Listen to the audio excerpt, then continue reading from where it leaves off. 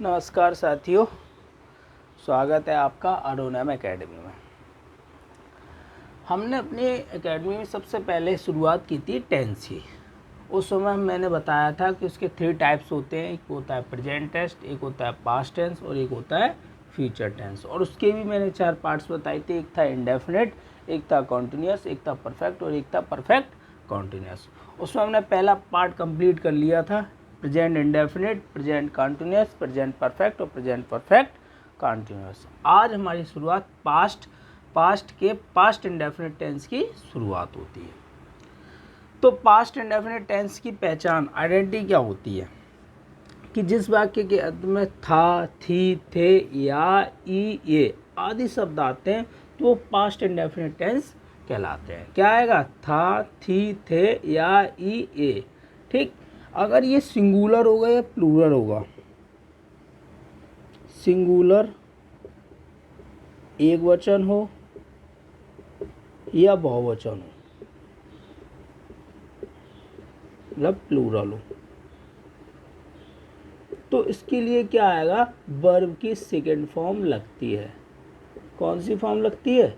Second form लगती है। Verb की सेकेंड फॉर्म लगती है। जैसे कि इसका मैं फॉर्मूला बताता हूँ। सबसे पहले क्या आएगा? सब्जेक्ट आएगा। सब्जेक्ट के बाद क्या आएगा? ऑब्जेक्ट आएगा, लेकिन ऑब्जेक्ट की सेकेंड फॉर्म लगेगी। ऑब्जेक्ट की क्या लग जाएगी? ऑब्जेक्ट की सेकेंड फॉर्म।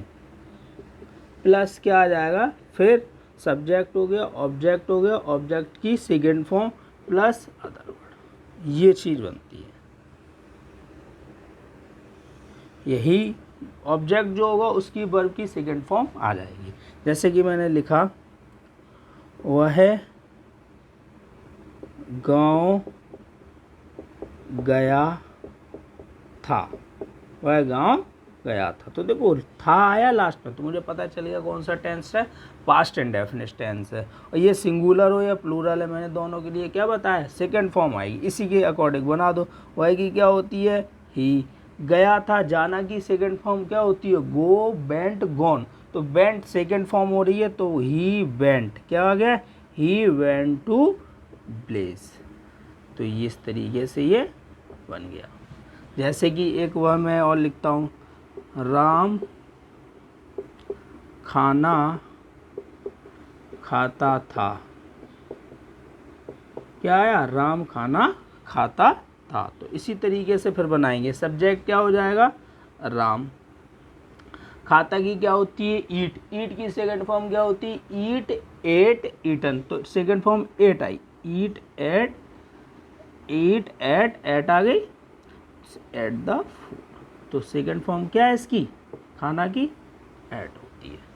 ठीक, इस तरीके से ये मेरा क्या हो गया? सिंपल सेंटेंस बन गया। अब इसके बाद नोट कर लीजिएगा, ठीक है, पोज करके। ठीक, अब आता है इसके बाद नेगेटिव सेंटेंस।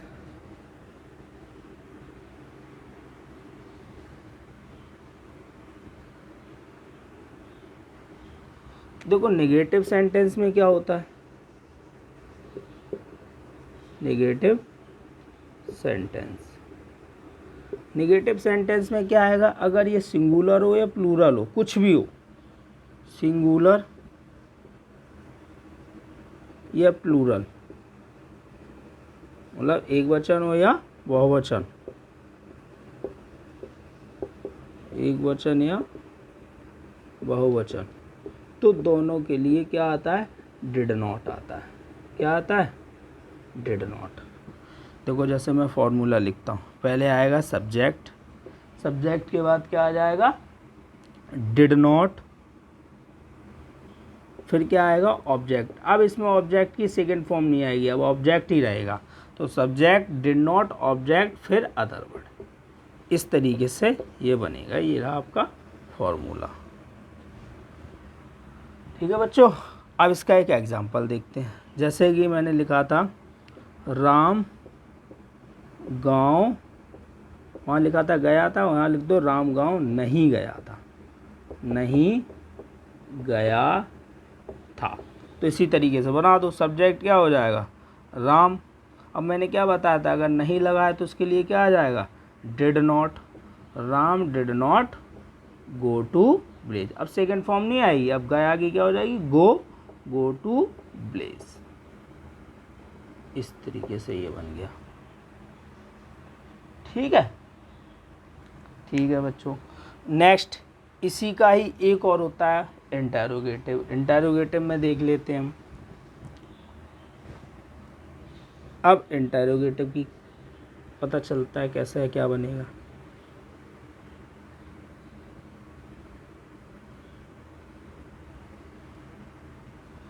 देखो इंटरोगेटिव में क्या होता है,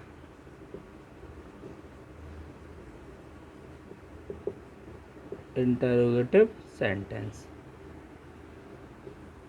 ठीक, इंटरोगेटिव में सबसे पहले मैं बताऊंगा क्या वाला। क्या वाले के लिए वही रूल, सबसे पहले क्या आएगा, डिड, फिर क्या आएगा, सब्जेक्ट। अगर नॉट लगा होगा तो सब्जेक्ट के बाद क्या आ जाएगा, नॉट, फिर क्या आ जाएगा, ऑब्जेक्ट। ऑब्जेक्ट की सेकंड फॉर्म नहीं आएगी, अब ऑब्जेक्ट ही रहेगा, प्लस क्या हो जाएगा, अदर वर्ड। इसी तरीके से हम बनाएंगे। देखो जैसे एग्जांपल देखते हैं, लिखा क्या मैं गाना गाता था, गाता था। तो देखो क्या मैं गाना गाता था, तो इसी तरीके से क्या आया तो उसके लिए हम क्या लगाएंगे, डिड। मैं की क्या हो जाएगी, आई। तो गाना गाता की तो पता ही होगी, सिंग द सॉन्ग। इस तरीके से ये बन गया। एक और एग्जांपल देख लो, जैसे कि लिखा क्या वह खेलता था, यहाँ लिख लो क्या हुआ है, नहीं खेलता था, ये सही रहेगा, एक नहीं वाला कर लेते हैं। क्या हुआ है, नहीं खेलता था, तो इसी तरीके से फिर बना देंगे। तो क्या की क्या हो जाएगी, डिड। डिड फिर क्या है, ही। अब नॉट आया, नहीं आया तो सब्जेक्ट के बाद नॉट लगा देंगे। खेलना की क्या होती है, प्ले। बस इस तरीके से क्या वाला बन गया। नेक्स्ट इसी का ही सेकेंड पार्ट आता है क्वेश्चन वर्ड वाला।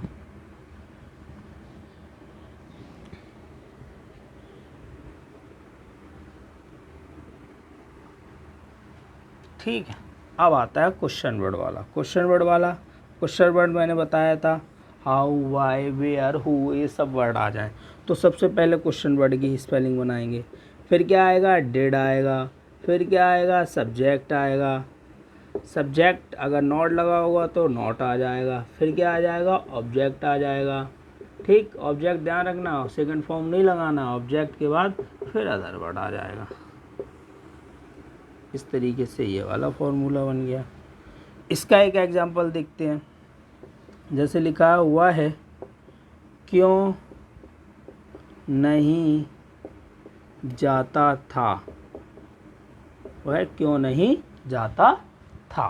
तो देखो क्यों वर्ड आया, क्वेश्चन वर्ड, वो भी बीच में आना चाहिए क्वेश्चन वर्ड। क्यों नहीं जाता था, तो क्यों की क्या हो गई, वाई। फिर क्या लिखा है, डिड, तो डिड लगा दीजिए। ठीक, अब वाई की क्या होती है, ही, और नहीं भी लगाया तो सब्जेक्ट के बाद नॉट लगा दीजिए। तो why did he not go. बस इस तरीके से ये बन गया। नेक्स्ट इसी का एक और बना लो, वे खाना कब से खाते थे, कब से खाते थे।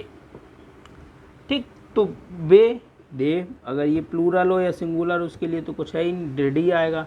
तो पहले क्वेश्चन वर्ड बनाएंगे, सॉरी। तो सबसे पहले कब, कब की स्पेलिंग क्या होती है, वैन, तो वैन आ गई। फिर क्या आ जाएगा, डिड आ जाएगा। डिड के बाद क्या आएगा, दे।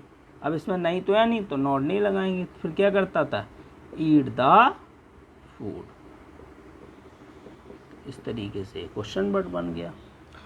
इस तरीके से आपका पास्ट इंडेफिनिट कंप्लीट होता है। नोट कर लीजिए और जो भी गलती हो उसे क्षमा कीजिएगा। ठीक है, अब इसके बाद नेक्स्ट टेंस होगा हमारा पास्ट कॉन्टिन्यूअस टेंस। नमस्कार साथियों, आप लोगों को वीडियो कैसा लगा, सब्सक्राइब कीजिएगा, लाइक कीजिएगा।